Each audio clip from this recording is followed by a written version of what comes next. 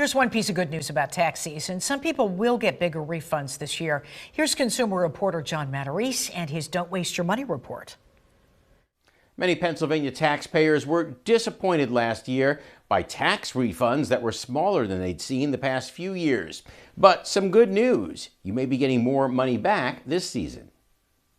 Last season was a bummer for Jessica McDaniel, who saw her refund shrink substantially. The limits for what you can get on child tax credit and everything has been lowered. Karen Short did not even get a refund. I'm a single parent. I'm single and my kids are all grown.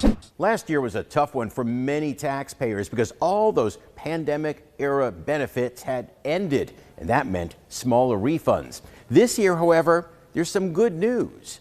You may be getting a little bit more money back. The IRS says refunds in 2023 averaged $3,167, down 3% from 2022. The loss of the expanded child tax credit was the main reason. But the IRS says your refund could be 5 to 10% higher this year as a result of new inflation-adjusted tax brackets and higher standard deduction.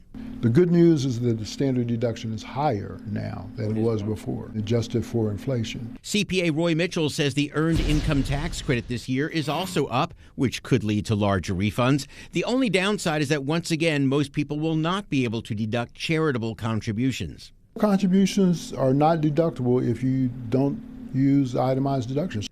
But that was always just a small part of the tax refund. So the bottom line is that thanks to inflation adjustments, last year's smaller refunds should be a little bigger in 2024. Finally, the IRS hopes to process returns on time this year, having finally worked through that pandemic backlog of the past few years. As always, don't waste your money. I'm John Matarese, ABC 27 News.